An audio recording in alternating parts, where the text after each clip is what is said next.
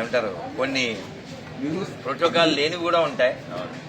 నన్ను అడగకుండా ప్రేమ చేత ఇలాంటి పెద్దవాళ్ళు కోరుతూ ఉంటే ఇప్పుడు ఒక చోట రామాయణం వెళ్ళి అక్కడ ప్రవచనం చేసి పరిగెత్తుకు వచ్చాం. మళ్ళీ రాత్రి వెళ్ళి రైలు ఎక్కి ఒరిస్సా వెళ్ళాలి, మళ్ళీ అక్కడి నుంచి వచ్చి శ్రీలంక వెళ్ళాలి. ఉండనిస్తే తిరుపతిలో ఉంటా, కానీ తప్పదు కదండి. మొన్న ఎవరో పిల్లవాడు ఫోన్ చేసి మీరు ఇస్కాన్లో ఉంటే ప్రశాంతంగా టైం టు టైం మీకు అన్నీ ఉంటాయి కదా, ఇలా మరి ఇబ్బందులు పడుతూ అవమానాలు కూడా ఉంటాయి కదా, ఎందుకు తలనొప్పి అని అనిపించలేదా అని అన్నాడు. నేను అన్నాను, ఈ బాధ్యత ఎవరన్నా తీసుకుంటే ఆ మంచి పని నేను చేస్తాను.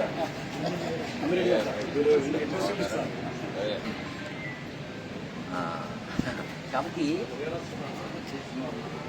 సమస్త ధర్మం పట్ల ఈ బాధ్యత మీ భుజస్కంధాలపై పెట్టుకోండి అన్నారు స్వామి వివేకానంద.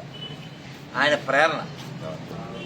మేము చిన్న వయసు నుంచి అంటే ఎవరన్నా ఈ కాలంలో స్వామి వివేకానంద ఇది అంటే కుర్రోళ్ళు కాలేజీకి వెళ్ళే పిల్లల్ని కొంచెం నవ్వుతూ చూస్తారు కదా, కొంచెం అలాంటి బెరుకున్నప్పటికీ కూడా రోడ్డు మధ్యలో మేము ఉన్న 10 మందో 12 మందో 15 మందో జనవరి 12 ఖచ్చితంగా చేసేవాళ్ళం.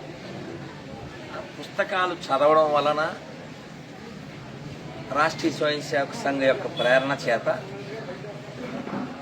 ఆ వివేకము ఆనందము రెండు ఈ కాలానికి తెలియాలి.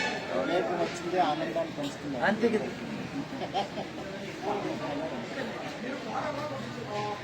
మనం ఇక్కడి నుంచి దగ్గరేనండి, ఒక ఊరు జగ్గంపేట తర్వాత ఒక ఊరండి, ఎవరన్నా చెప్పాలి, పేరు మర్చిపోయారు. పత్తిపాడు. ఈ పత్తిపాడులో మనం వెళ్ళేటప్పుడు ఎడం పక్కన హైవేలో కొండ మీద వివేకానంద స్వామి. 93లో మేము ఆ వివేకానందుడు యొక్క ఆ ఫౌండ్ కింద ఉండే పునాదిలో ఆ రాళ్ళు మట్టి తట్లతో మోసాము. 93లో మేము అక్కడ రామకృష్ణ సేవా సమితి పేరు మీదే ఒక వారం రోజులు క్యాంపు జరిగింది. అప్పుడు అక్కడ ఉన్నాం.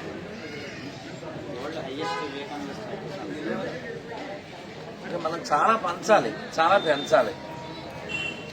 ఎందుకంటే బంగ్లాదేశ్లో పరిస్థితి చూస్తున్నాం మనం.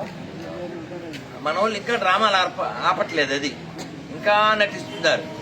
అలా నటిస్తూ ఉంటే అంజలి ఘటించడానికి కూడా ఎవరు ఉండరు.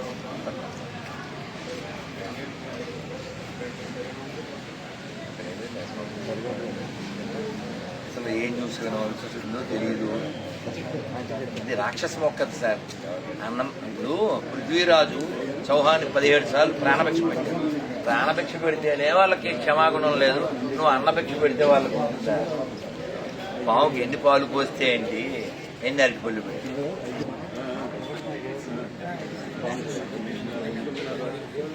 కుప్పం పేపర్లో ఇవ్వండి. కుప్పం ఆఫీసు ఆర్ఎస్ గురించి 2010లో నేను ఇలా నోట్తో చెబుతూ ఉంటే ఎవరో స్వామి ఎంతమందికి చెప్తారు మీరు అలాగా, ఆ విషయాలన్నీ ఒక పేపర్ చేస్తే బాగుంటుంది కదా అంటే 2010లో ఇది చేసి మన పాత బస్తీ హైదరాబాద్లో ఒక రామాలయంలో దీన్ని రిలీజ్ చేశాం.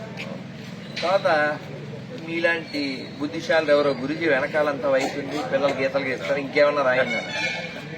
సో అలా దీన్ని డిజైన్ చేసాం, ఎలా మన సనాతన ధర్మాన్ని పాటించాలని. అంటే కాలం మనతో కొన్ని పనులు చేయిస్తుంటుంది సార్.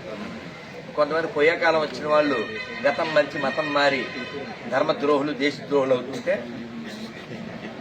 కొంచెం ఘాటుగా ఉంటుంది. అందుకే పిల్లలతో నేను ఏం చెప్తానంటే ఇది ఏకాశి, ఇది రాకాశి, మీరు చూడండి దాన్ని కేసు. అది నన్ను అందరికీ